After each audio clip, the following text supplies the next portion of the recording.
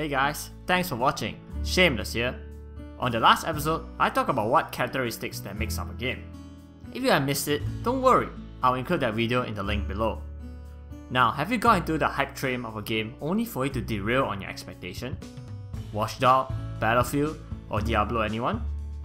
I know some developers bullshit sometimes to boost up our expectation on their games, but usually everyone assumes a AAA title would immediately be great.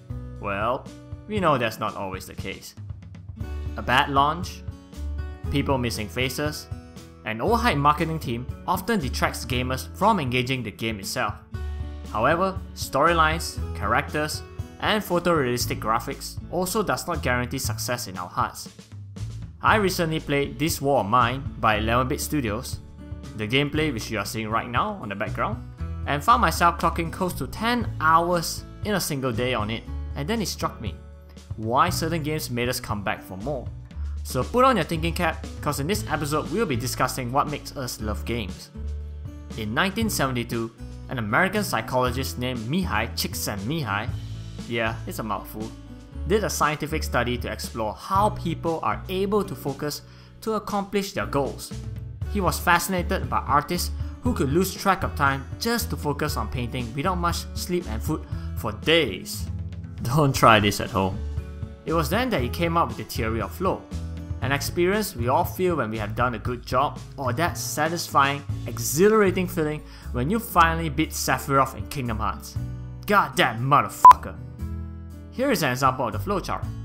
The left represents the amount challenge of the task and the bottom represents the skills needed to complete it. Sandwiched right between these two is where all the magic happens. Csikszentmihalyi states that to achieve a flow state, a balance must be struck between the challenge of the task and the skill of the performer. What he means is, should the task be too easy or too difficult, flow cannot occur. If that person's skill level is low and the challenge levels are too high, that person will feel frustrated and annoyed. As opposed to the challenge level being too simple, that person will just get bored easily. There is an actual science going on in our brains when we are in a flow state. The brain throws a giant party of neurochemistry to invite guests like norepinephrine, dopamine, endorphin, serotonin, and endorphins that comes together to produce a sort of feel-good drug for your body. These chemicals reactions are the most potent enhancers that makes the flow state the most addicting thing on earth. So how all this relates to us gaming? It turns out Csikszentmihalyi acknowledges that games are a natural source of flow because games motivates the players to willingly overcome the obstacles through continuous feedback to win the next mission. As I mentioned in my previous video, all these are essential ingredients that makes up a game. Take the infamous Dark Souls from Software as an example. The game mechanics of Dark Souls are intentionally designed to be hard for players to overcome. Everything is designed to kill you ASAP, even the bloody stairs. At first, we feel frustrated at dying every single time, but as our skill progresses, and so is our knowledge on the enemy's movement and attacks, make killing them all the more satisfying. Heck, even playing Flappy Birds will make you go batshit crazy.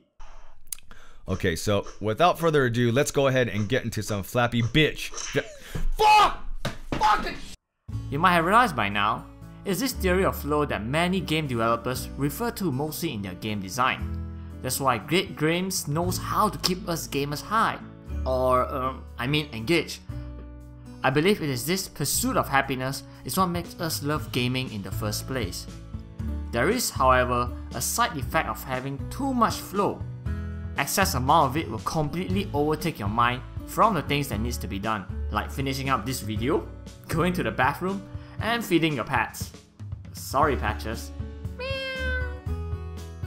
But seriously, if left unchecked, people can literally die from gaming. Well, flow is not just isolated to just gaming alone, but other industries are also tapping into these methods to engage their employees more with their work. Workplaces such as Google and Mind Valley uses these concepts learned from making a game to implement into their work culture. They intend to gamify the workplace, a topic we will discuss in the future. With that note, I'll bring this video to a close and we'll wrap this trilogy with what's next in gaming. As always, thank you guys for listening to this muppet here. Please feel free to discuss the topic on the comments below And if you like what you see here, please subscribe.